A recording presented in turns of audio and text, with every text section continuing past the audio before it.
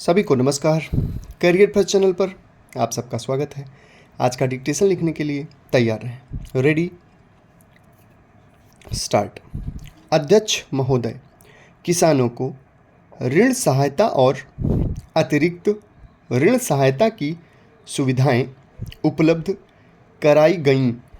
3 या उससे अधिक वर्षों से प्रभावित किसानों के लिए मूलधन और ब्याज की अदायगी का स्थगन भी इसमें शामिल है।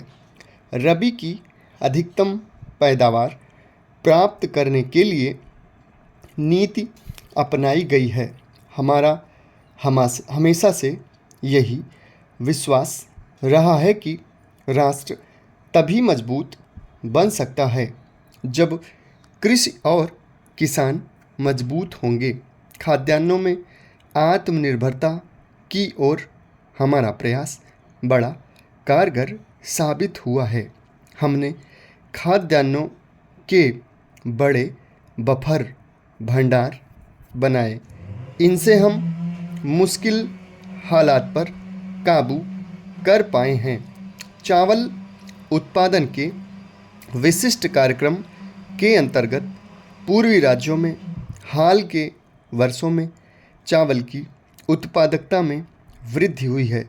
सरकार 7वीं पंचवर्षीय योजना के अंत तक खाद्यान्न उत्पादन को 1750 लाख टन करने के लिए दृढ़ संकल्प के साथ जुटी हुई है। शुष्क भूमि पर कृषि की उत्पादकता बढ़ाने पर विशेष बल दिया जाएगा। इस नीति पर विस्तृत विचार के लिए एक कार्यदल नियुक्त किया गया है। इस दिशा में एक नवीन परिवर्तन है।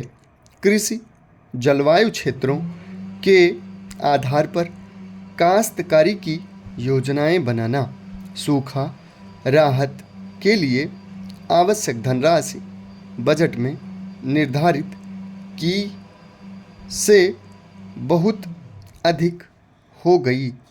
यह आवश्यक हो गया कि मुद्रास्फीति के दबाव को कम करने के लिए जवाबी आर्थिक उपाय किए जाएं। इसके लिए आयकर, संपत्ति कर, निगम कर और सीमा शुल्क पर स्थायी अधिभार लगाया गया। सरकारी खर्चा में सख्ती के साथ किफ़ायत की गई। रिजर्व बैंक ने भी बैंकिंग प्रणाली में अधिक नकदी समेटने और चयनात्मक नियंत्रणों को कड़ा करने के उपाय किए। मुद्रास्फीति का दबाव पहले के सूखों की अपेक्षा बहुत कम रहा है। वर्ष 1979-80 में थोक मूल्य सूचकांक में 21% से अधिक की वृद्धि हुई थी। इसके विपरीत जनवरी 1988 के तीसरे सप्ताह तक यह वृद्धि केवल 9.8% रही है। महोदय, औद्योगिक क्षेत्र का कार्य सराहनीय रहा है। यह उत्पादन और निवेश में वृद्धि तथा बेहतर तकनीक के लिए सरकार की नीतियों की सफलता का परिचायक है।